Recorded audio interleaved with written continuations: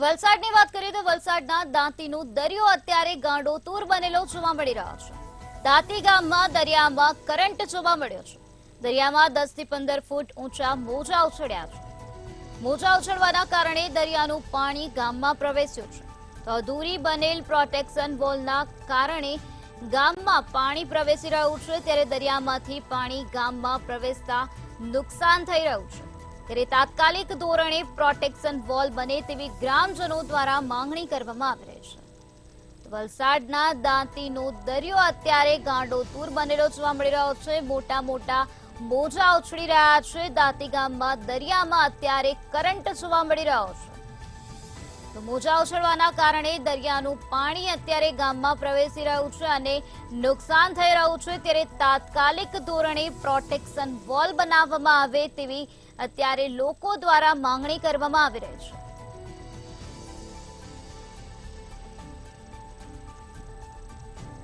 અધૂરી બનેલ પ્રોટેક્શન વોલના કારણે ગામમાં પાણી પ્રવેશી રહ્યું છે। દરિયામાંથી પાણી ગામમાં પ્રવેશતા અત્યારે નુકસાન થઈ રહ્યું છે, ત્યારે પ્રોટેક્શન વોલ બને તેવી ગ્રામજનો દ્વારા માંગણી કરવામાં આવી રહી છે।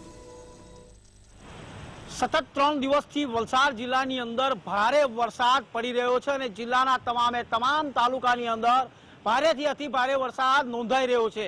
આપણે દ્રશ્યો બતાવીશ, વલસાડના કાંઠા વિસ્તારના દ્રશ્યો છે। કાંઠાવાળા વિસ્તાર જે દ્રશ્યો છે અને જે દરિયો છે તે હાલ રૌદ્ર સ્વરૂપ ધારણ કર્યું તેવું લાગી રહ્યું છે।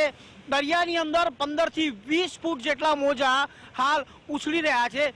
સીધા દ્રશ્યો બતાવીશ મંતવ્ય ન્યૂઝની ટીવી સ્ક્રીન ઉપર। આ છે વલસાડના કાંઠા વિસ્તારના દ્રશ્યો અને કાંઠા વિસ્તારના દ્રશ્યોની અંદર આપ જોઈ શકો છો કે વલસાડના જે કાંઠા વિસ્તારના જે દરિયા કિનારો છે તે હાલ રૌદ્ર સ્વરૂપમાં જોવા મળી રહ્યો છે। સાથે સાથે વલસાડ જિલ્લાની અંદર અવિરતપણે વરસાદના કારણે જિલ્લાની જે નદીઓ છે તે બે કાંઠે જોવા મળી રહી છે। તો બીજી તરફ હવે દરિયો છે તે પણ રૌદ્ર સ્વરૂપ, એટલે કે દરિયો પણ હવે પાણી લેશે નહીં, જેના કારણે હવે જે નીચાણવાળા વિસ્તારો છે તેની અંદર પણ વરસાદ ભરાવાની શક્યતા સેવાઈ રહી છે। ત્યારે અહીં ગામના જે સરપંચ છે તેમની પાસે પૂછવાનો પ્રયાસ કરીશ। સરપંચ સાહેબ, કેટલો વરસાદ અને દરિયો કયા પ્રકારનું છે? આજે વરસાદ અમારે અહીંયા 3 દિવસથી વરસાદ મુસળધાર વરસી રહ્યો છે, ત્યારે અમારા ગામની પરિસ્થિતિ દિવસે દિવસે બદલાઈ રહી છે। આજે આપણે જ્યારે અહીંયા ગયા વર્ષે જોયું હતું કે આ કિનારા પર ઊભો રહીને આપણે શૂટિંગ કરેલું, આ વખતે આ શૂટિંગ કરવાની જગ્યા પણ નથી। દિવસે દિવસે આ અમારો કિનારો ધોવાઈ રહ્યો છે અને આ જે મુખ્ય કારણ છે તે આ રેતી ખનન પ્રવૃત્તિનું છે। રેતી ખનન પ્રવૃત્તિથી આ અમારો દરિયા કિનારો એકદમ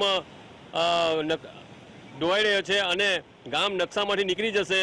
આવતા દિવસોમાં જો આ બધું નહીં બંધ થાય અને આ પ્રોટેક્શન વોલ નહીં બનાવવામાં આવે તો નકશામાંથી દાંતી, કકવાડી, દાંડી, ભાગલ જેવા ગામો જોવા મળશે નહીં, એવી પરિસ્થિતિ સર્જાઈ રહી છે। શું લાગે છે, ધારાસભ્યને કોઈ બાબતની રજૂઆત કરવામાં આવી છે ખરી? ધારાસભ્યએ રજૂઆત કરીને 36 કરોડનું કામ મંજૂર કરેલ છે, પરંતુ હજુ સુધી એનું ટેન્ડર પ્રક્રિયા થઈ નથી। ટેન્ડર પ્રક્રિયા જલ્દીથી જલ્દી થાય અને ગામની પ્રોટેક્શન વોલ જલ્દી બને એ અમે આશા રાખીએ છીએ। તો ગુજરાત સરકારને અમારી નમ્ર વિનંતી છે કે આ જલ્દીથી જલ્દી આ પ્રોટેક્શન વોલનું કામ યુદ્ધના ધોરણે થાય એવું કંઈ આયોજન કરી આપવા વિનંતી।